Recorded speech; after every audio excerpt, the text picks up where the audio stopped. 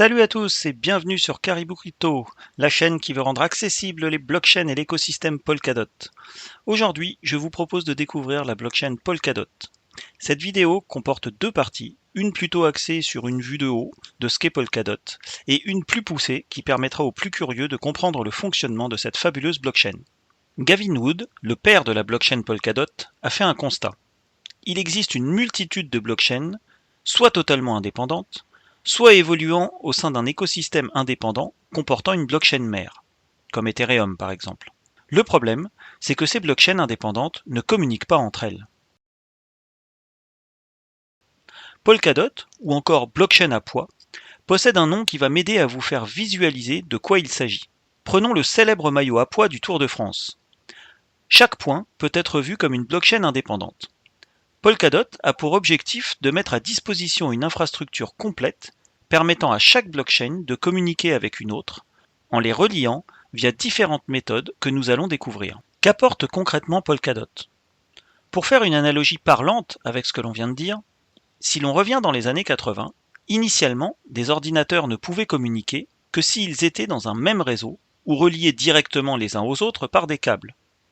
Mais hors de ce réseau, un ordinateur distant n'avait pas accès aux autres. L'arrivée de l'Internet a cassé ces barrières en construisant un réseau mondial de communication. Polkadot permet l'évolutivité en permettant aux blockchains spécialisées de communiquer entre elles dans un environnement sécurisé et sans tiers de confiance. Polkadot est comparable à un Internet où les blockchains indépendantes peuvent échanger des informations sous des garanties de sécurité communes. Polkadot offre aussi un environnement clé en main appelé Framework Substrate, permettant entre autres d'optimiser le temps de développement pour les blockchains qui l'utilisent. Voyons cela de plus près. On entre maintenant dans la partie technique. Accrochez vos ceintures. Deux informations importantes au passage. D'abord, un token est un actif numérique non duplicable, échangeable sur une blockchain. Pour Polkadot, le token est appelé le DOT. Ensuite, le terme stacké veut dire mettre sous séquestre, un peu comme quand vous placez de l'argent sur un livret A. Enfin, scalable veut dire évolutif, à savoir capacité à évoluer et suivre l'augmentation de la demande. Chaque blockchain, quelle qu'elle soit, utilise un consensus définissant ses règles techniques, fonctionnelles et de gouvernance. Une blockchain comme Bitcoin utilise le Proof of Work, qui consiste à mettre en concurrence des mineurs, utilisant de puissants serveurs, afin de générer des blocs pour valider des transactions, en échange d'une récompense en Bitcoin. Initialement, dans ce type de consensus, plus le serveur est puissant, et plus il a de chances de générer un bloc et d'être récompensé. La perte énergétique engendrée par le Proof of Work a fait émerger un consensus appelé Proof of Stake, preuve d'enjeu. Ce consensus utilise ce que l'on appelle des validateurs, qui sont des serveurs spécialisés, gérés par des utilisateurs comme vous et moi, ayant stacké un important nombre de tokens. À la différence du Proof of Work, la puissance du serveur ne va pas influer sur les récompenses. La récompense sera proportionnelle au nombre de tokens stackés. Donc, on a un consensus plus Green IT, avec une empreinte en carbone moins importante. Cependant, le POS, ou Proof of Stake, ne limite pas le nombre de validateurs et donc permet une décentralisation maximum qui a pour conséquence de retomber en partie dans les travers de cette décentralisation. Polkadot utilise un dérivé du POS appelé NPOS, Nominated Proof of Stake, qui a pour principale différence de limiter le nombre de validateurs. L'objectif étant d'adapter le niveau de décentralisation pour améliorer la scalabilité, tout en gardant un niveau de sécurité maximum. Polkadot propose donc des choix de conception basés sur la sécurité, la représentation équitable, la satisfaction des utilisateurs et l'efficacité. Dans NPOS, les utilisateurs sont libres de devenir soit des candidats validateurs, soit des nominateurs. Dans Polkadot, le nombre de validateurs élus est de l'ordre d'une centaine actuellement et pourrait être de l'ordre du millier à l'avenir. Les validateurs et les nominateurs verrouillent leur token DOT en garantie et reçoivent des récompenses en DOT au prorata. Mais ils peuvent également être sanctionnés et perdre leur garantie au cas où un validateur soutenu montrerait un comportement négligent ou malveillant. Ainsi, les nominateurs participent indirectement à sécuriser la blockchain à travers une incitation économique, les obligeant à porter une attention particulière à s'assurer que seuls les plus compétents et les plus dignes de confiance d'entre eux soient élus. Entrons dans la mécanique de la blockchain Polkadot et commençons par les éléments qui la composent. Polkadot est composé de plusieurs éléments. Le premier et le plus important est appelé la relay chain. Elle agit comme la blockchain principale du système. La relay chain fournit les garanties de sécurité de l'ensemble du réseau et de ses clients. Cela permet à l'ensemble du réseau de rester à jour malgré les nombreuses transactions qui ont lieu.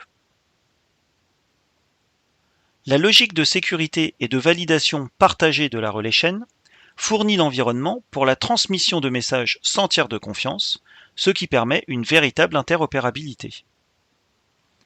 Autour de cette relay chain, un écosystème varié vient se greffer et offrir des services aux utilisateurs. On peut distinguer deux grands groupes de blockchains clientes qui vont venir se greffer à la relay chain. Celle qui se développe à partir du framework Substrate, permettant nativement de bénéficier de la sécurité de la relay chain et d'un socle de développement adapté, et ensuite celles qui ne sont pas développées à partir de ce framework et donc utilisant des langages différents, par exemple Ethereum qui développe en Solidity ou encore Bitcoin. Dans le premier groupe, on distingue les parachains et les parathreads. Les parachains sont des blockchains souveraines qui peuvent avoir leur propre token et optimiser leurs fonctionnalités pour des cas d'utilisation spécifiques. Elles disposent de validateurs dédiés pour échanger avec la relay chain. On peut citer par exemple Moonbeam, qui va assurer la compatibilité des smart contracts développés sur d'autres blockchains avec Polkadot, ou encore Fala Network, qui met à disposition un cloud de puissance de calcul et propose des smart contracts confidentiels. Devenir une parachain Polkadot n'est pas aisé. En gros, un système d'enchères mettant en concurrence divers projets a été mis en place. Des utilisateurs disposant de tokens DOT votent pour leur projet préféré. À l'issue de l'enchère, le projet ayant recueilli le plus de DOT est élu et remporte un slot pour 2 ans, ce qui lui permet de se développer. Si vous êtes intéressé par ce mode d'enchère, faites-le moi savoir et je ferai une vidéo sur le sujet. Dans ce même groupe, nous avons aussi les parathreads, semblables aux parachains mais avec un modèle de paiement à l'utilisation. Elles n'ont pas besoin de remporter un slot, donc pas d'enchère. Il s'agit d'un système plus économique pour les blockchains qui n'ont pas besoin d'une connectivité continue au réseau principal. Ces parathreads vont également dialoguer avec des validateurs, mais ces derniers ne seront pas dédiés. Dans le second groupe, on distingue toutes les blockchains que je qualifierais non natives Substrate. Afin de communiquer avec la relay chain, elles vont utiliser ce que l'on nomme un pont. Un pont blockchain est une connexion qui permet le transfert de tokens et ou de données arbitraires d'un réseau blockchain à un autre. Ainsi, les blockchains peuvent avoir des protocoles, des règles, des communautés et des modèles de gouvernance différents, mais le pont fournit un moyen compatible d'interagir en toute sécurité des deux côtés. Cette partie vous a, je l'espère, permis de prendre connaissance des principales briques de l'écosystème Polkadot. Si l'on résume, la relay chain, c'est le cœur de Polkadot. Elle offre la sécurité aux blockchains de son écosystème en s'appuyant sur le consensus NPOS et permet l'interopérabilité entre blockchains. Je vous propose de zoomer un peu plus sur les acteurs du consensus afin de comprendre comment cela fonctionne. Deux éléments font partie intégrante de la relay chain. Il s'agit, comme on a vu précédemment, des nominateurs et des validateurs. Les nominateurs, via les tokens DOT qu'ils stackent, contribuent à sécuriser la relay chain en sélectionnant des validateurs fiables. Les validateurs stackent une importante quantité de DOT et sécurisent la relay chain en validant les transactions provenant des collateurs et en participant au consensus avec d'autres validateurs. Les collateurs gèrent les parachains et parathreads en collectant les transactions de ces blockchains générées par les utilisateurs et en produisant des preuves pour le validateur.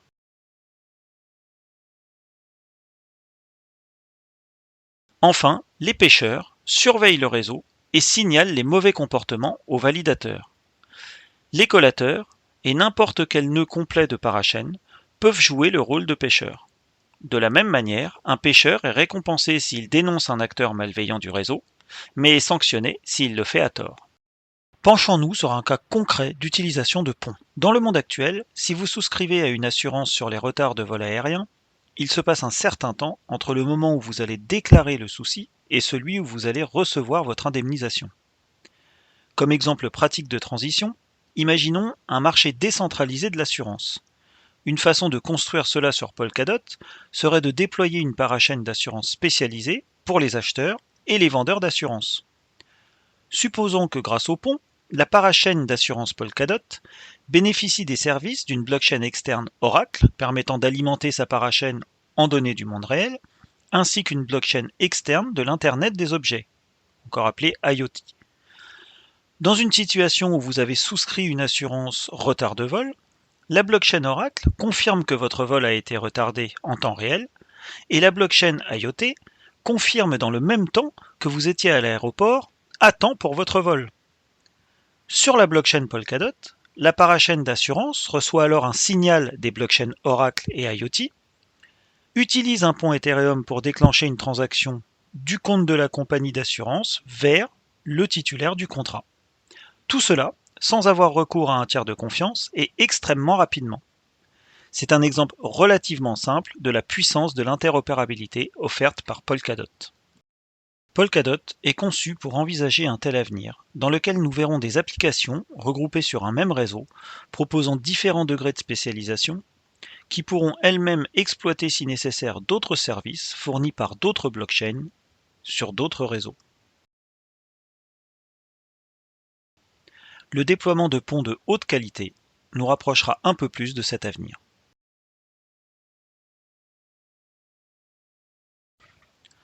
En conclusion, Polkadot a été conçu comme une infrastructure sous-jacente, encore appelée Layer 0, pour contribuer à l'interopérabilité des écosystèmes blockchain et apporter la sécurité nécessaire pour permettre l'avenir multi-blockchain. Cela permet d'une part à diverses parachaînes d'interagir et de communiquer entre elles au sein de l'écosystème Polkadot, mais aussi d'interagir via des ponts avec des écosystèmes blockchain externes tels que Bitcoin, Ethereum et bien d'autres. Plusieurs ponts ont déjà été développés ou sont en cours de développement pour connecter Polkadot à de tels réseaux externes. Tout ceci contribuera sans nul doute dans les années à venir à passer d'un Web 2 centralisé et contrôlé par une poignée de sociétés à un Web 3 qui serait en fait un Web 2 décentralisé où les utilisateurs reprennent le contrôle de leurs données et de leurs échanges. Mais la route est encore longue. J'espère à présent que vous comprenez un peu mieux comment marche l'écosystème Polkadot et je vous dis à très bientôt sur Caribou Crypto.